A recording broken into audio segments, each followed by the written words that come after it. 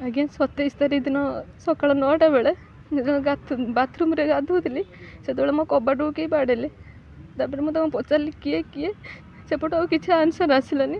ତାପରେ ପୁଣି ଥରେ ବାଡ଼େଇ ଚାଲିଲେ, ବାରମ୍ବାର ଯେତେବେଳେ ବାଡ଼େଇ ଚାଲିଲେ ମୁଁ ଗୋଟେ ଟାୱେଲ୍ଟେ ନେଇକି ଯାଇଥିଲି, ଟାୱେଲ୍ଟେ ଭିଡ଼ିକି ଲକ୍ଟା ଖୋଲିକି କବାଟ ଫାଙ୍କରେ ଦେଖିବାକୁ ଚାହୁଁଥିଲି ଯେ କିଏ ବୋଲି।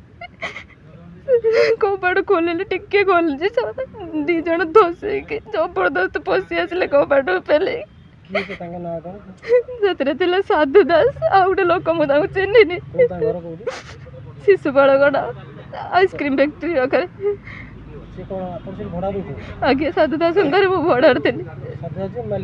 ଆଜ୍ଞା ସାର୍ ମୁଁ ପର୍ଟିକୁଲାର ବୟସ କହିପାରୁନି, 49 50 ଭିତରେ ହବ ତାଙ୍କୁ। ଆଜ୍ଞା ଆଜ୍ଞା ତାଙ୍କ ସ୍ତ୍ରୀ 27 ତାରିଖ ଦିନ ହେଇଥିଲା ଦିନରେ। ଧଉଳି ଥାନାରେ କରିଥିଲି। ଟିକେ ସାର୍ କହୁଛି, ସେ ଯେତେବେଳେ ପଶି ଆସିଲା ମୋତେ ଆସିକି ସାଧୁ ଦାସ ପଛ ପଟୁ କୁଣ୍ଡେଇ ଦେଲା, ଆଉ ଗୋଟେ ଲୋକ ଆଗ ପଟୁ ମୋ ପ୍ରାଇଭେଟ୍ ପାର୍ଟରେ ମନକୁ ଯାହା ଆସିଲା ସେ କଲେ। ତାପରେ ମୋର ଗୋଟେ ଛୋଟ ପୁଅଟେ ଅଛି, ସିଏ ଦୌଡ଼ିକି ଆସିକି ମୋ ପାଟି ଶୁଣିକି କାନ୍ଦିକି ଆମେ 2 ଜଣ ତାକୁ ପେଲି ଦେଇକି ବେଡ଼ରୁମ୍ କବାଟ ଦେଇଦେଲେ। ସାଧୁ ଦାସ କହିଲେ ତତେ ଏତେ ବୁଝେଇଲା ପରେ କବାଟ ଖୋଲ, ବୁଝିଯା, ମୁଁ ତା ପାଖରେ ପଇସା ନେଇ ଆସିଛି, ଭୁବନେଶ୍ୱରରେ ଏକୁଟିଆ ରହୁଛୁ, ଚଳିବୁ କେମିତି।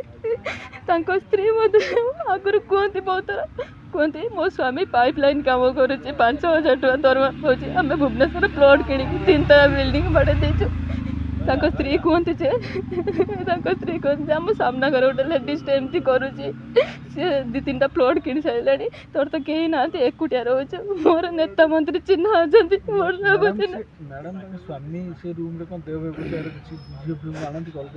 ସାର୍ ଯେତେବେଳେ ମାନେ ମୁଁ ସେଇଟା ଦେଖିନି, କାହିଁକିନା ମୁଁ ଜବ୍ କରୁଛି ଘରୋଇ କମ୍ପାନୀରେ। ତାଙ୍କ ସ୍ତ୍ରୀ ମୋତେ କୁହନ୍ତି ସେ ଲୋକ ନେଇ ଆସିବ ବୋଲି, ମୁଁ ଜାଣିନଥିଲି। ତାଙ୍କ ସ୍ତ୍ରୀ ମୋତେ ଏମିତି ବହୁତ ଥର କହିଯାଏ।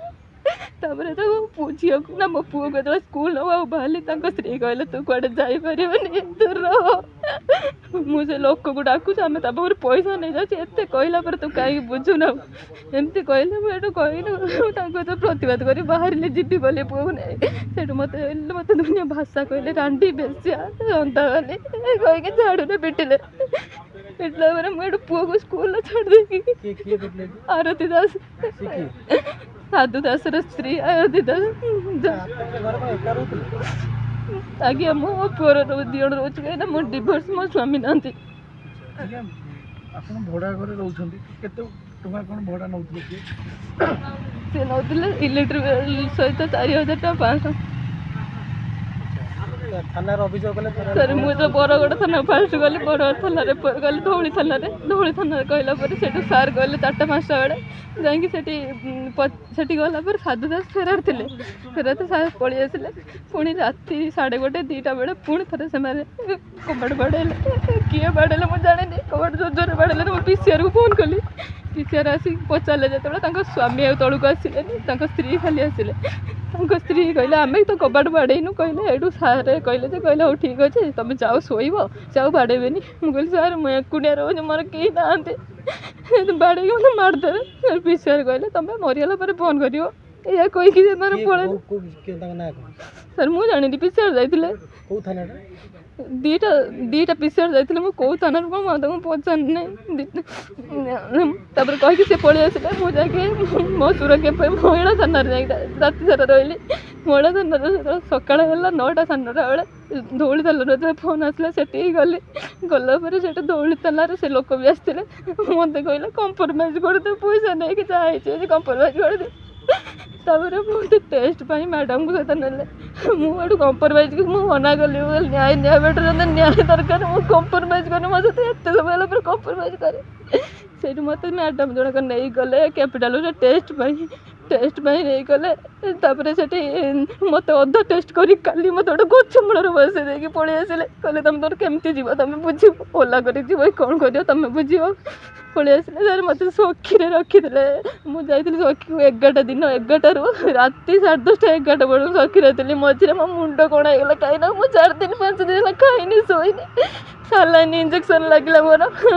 ମୁଁ ସାର୍ ମୋର ଗୋଟେ ଛୋଟ ଛୁଆଟା ଘରେ ଅଛି, ପାଠ ପଢ଼ିବା ଅସୁବିଧା, ଖାଇବା ପିଇବା ଅସୁବିଧା, ସେ କ'ଣ କରୁଛି କ'ଣ ନାହିଁ ମୁଁ ବୁଝିପାରୁନି। କାହିଁକିନା ମୋତେ ପୋଲିସ ଥାନାରୁ ମେଡ଼ିକାଲ ଥରେ ଦିନ ରାତି କହିଛନ୍ତି।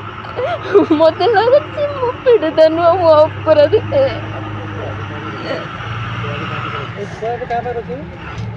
ଛୁଆ ଏବେ ସେଇଠି ଗୋଟେ ରିଲେଟିଭ୍ ଅଛନ୍ତି, ତାଙ୍କ ପାଖରେ ରହୁଛନ୍ତି, ସ୍କୁଲ ଟ୍ୟୁସନ୍ ପାଇଁ ପୁରା ହଇରାଣ। ମୁଁ କାଲି ଟିକେ ଯାଇଥିଲି, ତାକୁ ଟିକେ ଅଧା ଖାଇବା ପିଇବା ଦେଇ ଦେଇକି ଆସିଲି।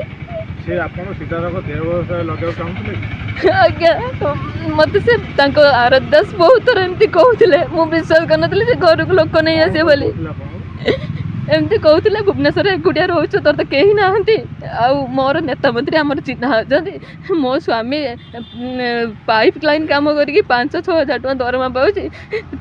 ଆମେ ଜାଗା କିଣିକି ଭୁବନେଶ୍ୱରରୁ 3-4ଟା ପ୍ଲଟ୍ କିଣିଛୁ, 3 ତାଲା ବିଲ୍ଡିଂ କରିଛୁ, ତୋର କେଉଁଥିରେ ଅଭାବ ହେବନି। ମୋତେ ଏମିତି ଅଧିକାଂଶ ବେଳେ କୁହନ୍ତି, ମୁଁ ଜାଣିନଥିଲି। ସାର୍ ଏଠି ବର୍ଷେ 4 ମାସ ହେଲା ରହିଛି। ଆପଣଙ୍କର ପରିବାର କେହି ନାହାନ୍ତି? ଆପଣଙ୍କ ବାପା ମା କି ଭାଇ ଭଉଣୀ କିଏ? ମୋର ଭାଇ ନାହାନ୍ତି, ଆମେ ଭଉଣୀ ମାନେ ମ୍ୟାରେଜ୍ କରିସାରନ୍ତି। ମୋ ମାଆର ଏଇ କେତେ ଦିନ ହେଲା ହାତ ଭାଙ୍ଗିଛି, ମେଡ଼ିକାଲ ପଡ଼ିଛି। ମୋ ମା ବାପା ସେଠି, ସେଥିପାଇଁ ବାପା ବୁଢ଼ା ହେଲାଣି, ତାଙ୍କୁ ଟେନସନ୍ ଦେବାକୁ ଚାହୁଁନଥିଲି। ଭଉଣୀମାନଙ୍କୁ ଜଣେଇଛନ୍ତି?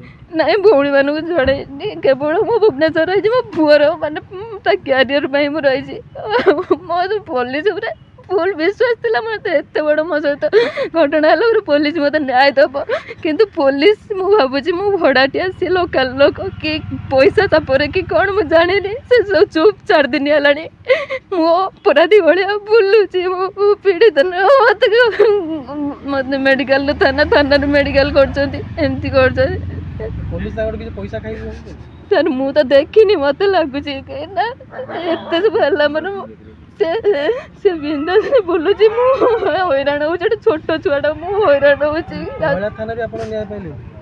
ମହିଳା ଥାନାରେ କହିଲେ ଯେ ଧଉଳି ଥାନାରେ ତ ତମେ ଦେଇଛ, ସେ ଆରେଷ୍ଟ ହେଲେଣି। ମୁଁ କହିଲି ନାଇଁ। ଆପଣ ଏସ୍ପି କି ଆମର ସିପି କି ଡିଜି ପାଇଁ ଦେଖା କରିବେ? ନାଇଁ, କୋଉଠି ଦେଖା କରିନି।